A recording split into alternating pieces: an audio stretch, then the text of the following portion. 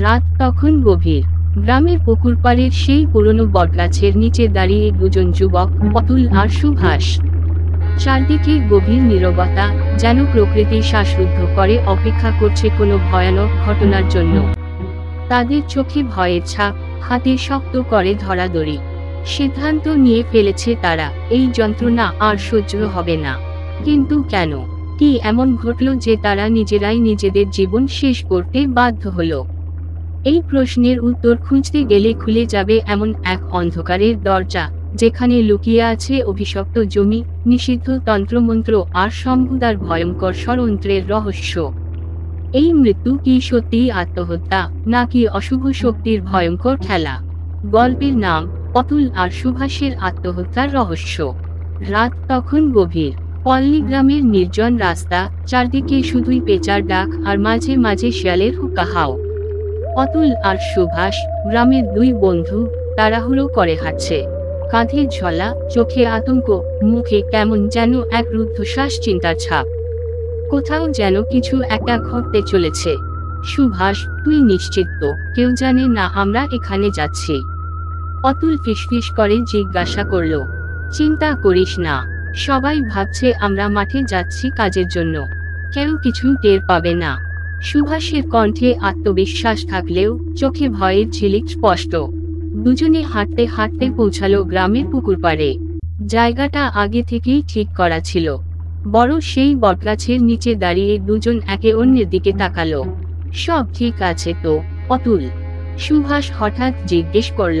অতুল কিছু না বলে ঝোলার ভেতর থেকে দড়ি বের করল। হ্যাঁ, সব ঠিক আছে। আজ এই যন্ত্রণা শেষ করব আমরা। এই সমাজ, এই লোকজন, এই দুঃখ, সব শেষ। কিন্তু কেন? কি এমন ঘটল যে অতুল আর সুভাষ নিজেদের জীবন শেষ করার সিদ্ধান্ত নিল? অতুল আর সুভাষ ছিল গ্রামের মেধাবী ছেলে। দুজনেই ভালো পড়াশোনা করত। তবে তাদের জীবনে এক সমস্যা ছিল, দারিদ্র্য। পরিবারের চাহিদা মেটাতে তারা ছোটখাটো কাজ করত, কিন্তু স্বপ্ন ছিল বড়। একদিন গ্রামের জমিদার শম্ভুদার কাছে তারা সাহায্যের জন্য গিয়েছিল। দাদু, আমরা চাকরির পরীক্ষার ফি দিতে পারছি না, আপনি যদি কিছু সাহায্য করেন। শম্ভুদা হেসে বলল, তোমরা মেধাবী তা জানি, কিন্তু সাহায্য তো সহজে পাওয়া যায় না ছেলেরা। কিছু কাজ করতে হবে, বুঝলে?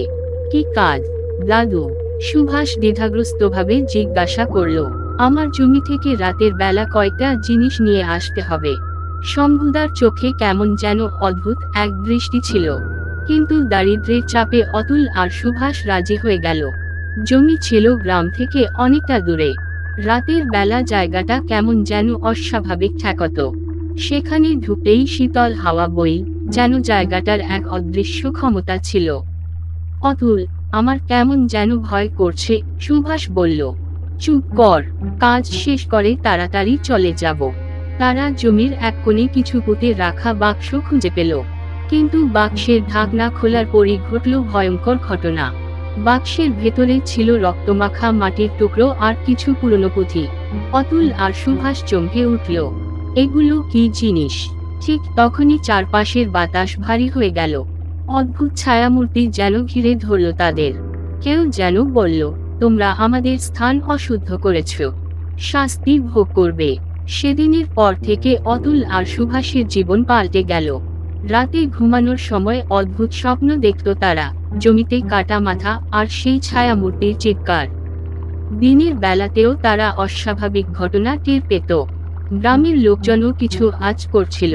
কেউ বলতো ওদের চোখে কেমন যেন শূন্যতা, কেউ বলতো ওরা কেমন যেন বদলে গেছে। কিন্তু অতুল আর সুভাষ কারো কাছে কিছু বলতে পারত না। তারা জানত এই ভয়ঙ্কর অভিশাপ থেকে মুক্তি পাওয়ার একমাত্র উপায় মৃত্যুই।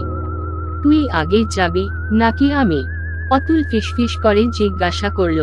তুই আগে শুরু কর, আমি দড়ি ঠিক করছি। দুজনের দড়ি গাছের ডালে বাঁধল। নিজেদের কণ্ঠস্বর কাঁপছিল।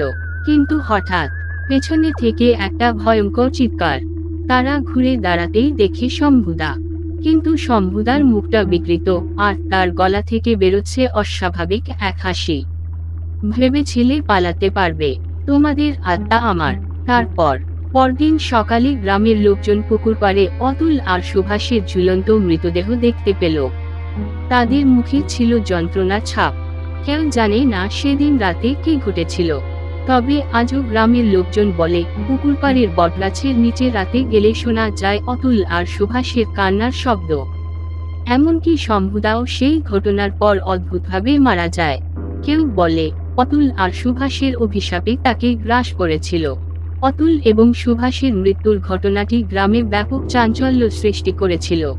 গ্রামবাসীরা দলে দলে পুকুর পাড়ে জমায়েত হতে শুরু করে, প্রত্যেকেই নিজের মতো করে ঘটনার ব্যাখ্যা দিতে লাগলো। কেউ বলল, এটা ভূতের কাজ, আবার কেউ দাবি করল, ওরা কোনো অশুভ শক্তির কবলে পড়েছিল। শম্ভুদার মৃত্যু এবং সন্দেহজনক প্রেক্ষাপট। অতুল ও সুভাষের মৃত্যুর মাত্র 1 সপ্তাহ পরেই শম্ভুদার মৃতদেহ পাওয়া যায় তার নিজস্ব বৈঠকখানায়। মৃত্যুর ধরন ছিল অস্বাভাবিক, তার শরীর বিকৃত এবং চারপাশে ছড়িয়ে ছিল কালো মাটি ও ছেঁড়া পুঁথির পাতা। গ্রামবাসীদের মধ্যে ফিসফাস শুরু হলো, শম্ভুদা নিশ্চয়ই কোনো তন্ত্র সাধনা করত, আর সেটা ব্যর্থ হওয়াতেই এমনটা হয়েছে।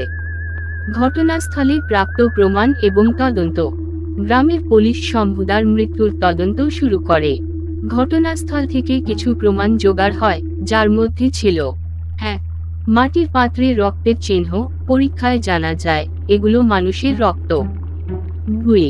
পুঁথির লেখা, পাঠোদ্ধার করে জানা যায় এটি কোনো প্রাচীন তন্ত্রমন্ত্র সংক্রান্ত নির্দেশিকা। 3. ছায়ার ছবি, শম্ভুদার বৈঠকখানার দেয়ালে অদ্ভুত কিছু ছাপ পাওয়া যায়, যা দেখে মনে হয় কেউ যেন সেই মুহূর্তে উপস্থিত ছিল। তবে তদন্ত চালিয়েও কোনো সুস্পষ্ট উত্তর পাওয়া গেল না। গ্রামবাসীদের মনোভাব। শম্ভুদার মৃত্যুর পর গ্রামে এক প্রকার ভয় ও আতঙ্ক ছড়িয়ে পড়ে। কেউ আর পুকুর পাড়ে বা শম্ভুদার জমির আশেপাশে যেতে সাহস করত না। রাত নামলেই শোনা যেত কান্নার আওয়াজ, কখনো বা অদ্ভুত ফিসফিস। গ্রামের পণ্ডিতমশাই বললেন, এটা সহজে থামবে না। এ অভিশাপ বহুকাল ধরে চলবে, যদি না এর সঠিক প্রতিকার করা যায়। নতুন তন্ত্র সাধকের আগমন। ঘটনার প্রায় 1 মাস পর একটি নতুন চরিত্র গ্রামের কেন্দ্রে আবির্ভূত হয়। তার নাম ছিল শিবানন্দ, এক দক্ষ তন্ত্রসাধক। তিনি গ্রামবাসীদের আশ্বস্ত করলেন, আমি এই অভিশাপ দূর করতে পারব, তবে এজন্য তোমাদের সাহায্য প্রয়োজন। শিবানন্দ শম্ভুদার জমিতে এক জটিল তন্ত্র সাধনার আয়োজন করেন। গ্রামের সবাইকে নির্দেশ দেওয়া হয় যে যা জানে এই জমি আর সেই পুকুর পাড়ের সম্পর্কে সব বলবে। সত্যিই যদি কোনো গল্পের নাম, অতুল আর সুভাষের আত্মহত্যার রহস্য।